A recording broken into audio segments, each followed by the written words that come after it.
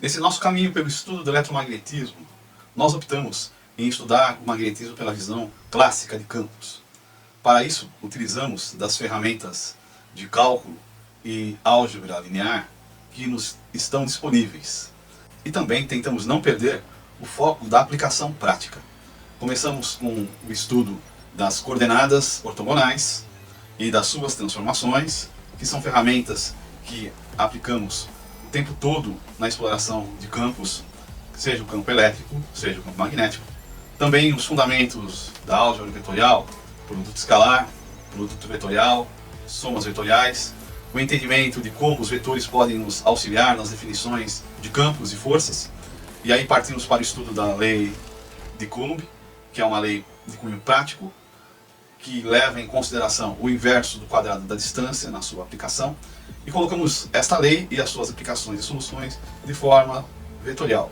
Partimos aí então para o estudo da lei de Gauss, que também nos dá uma visão bem estruturada da força elétrica e do campo elétrico, ou mais especificamente da intensidade de campo elétrico, e com isso nós conseguimos dominar melhor a estrutura dos campos eletrostáticos.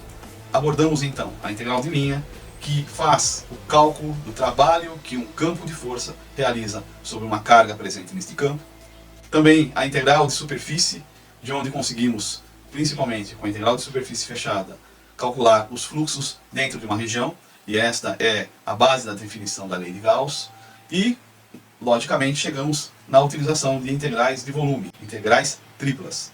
Com essas ferramentas, nós exploramos o campo elétrico, a intensidade de campo elétrico, as linhas de campo elétrico, o fluxo elétrico ou deslocamento elétrico, e tivemos que nos apropriar de ferramentas de derivadas parciais para estudar o campo. Com isso, chegamos nas definições de gradiente e divergente. O gradiente aplicado a um campo escalar nos resulta um campo vetorial, e o divergente aplicado a um campo vetorial nos resultando um escalar. Com o gradiente nós somos aptos a calcular diferenças de potenciais, a entender melhor a ideia de potencial e as superfícies equipotenciais. Com o divergente nós calculamos os fluxos do campo elétrico. E assim conseguimos avançar no nosso estudo de eletrostática. Nós prosseguiremos com o estudo de polos elétricos, com o estudo de densidade de energia, e com isso continuaremos a usar as ferramentas de divergente e de gradiente, além da integral de linha, além da integral de superfície, da integral de volume e todo o arcabouço da álgebra vetorial. Mas agora nós vamos abordar uma outra ferramenta que usa das derivadas parciais para estudar o campo. Quando estamos estudando o campo, uma das questões mais importantes é entender o seu fluxo. Então, quando estudamos o campo de intensidade elétrica, ou campo E, estamos interessados no seu fluxo. E aí abordamos o fluxo elétrico, ou o fluxo de deslocamento, campo D. Faremos a mesma coisa quando estivermos estudando campos magnéticos. A intensidade de campo magnético será dada pelo vetor de campo H. E estudaremos o fluxo magnético, ou a densidade de fluxo magnético, que é também denominada de campo de indução, ou indução magnética, que é o campo B. E para compor melhor as nossas ferramentas do estudo, precisaremos de mais uma ferramenta que usa derivadas parciais no estudo de campo, que é o rotacional.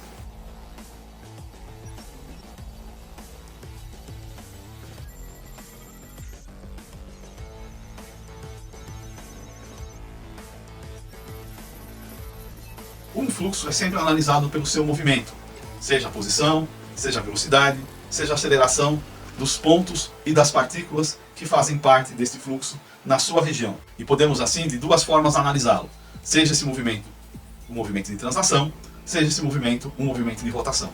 E aí analisamos pontualmente o campo.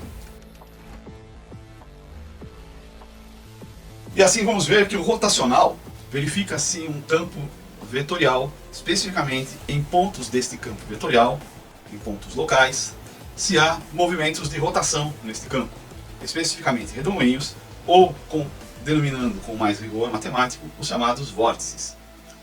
Nós aplicaremos o rotacional quando estivermos trabalhando com o magnetismo, e nós vamos entender que o rotacional de um campo magnético é a corrente elétrica, ou melhor, é a densidade de corrente.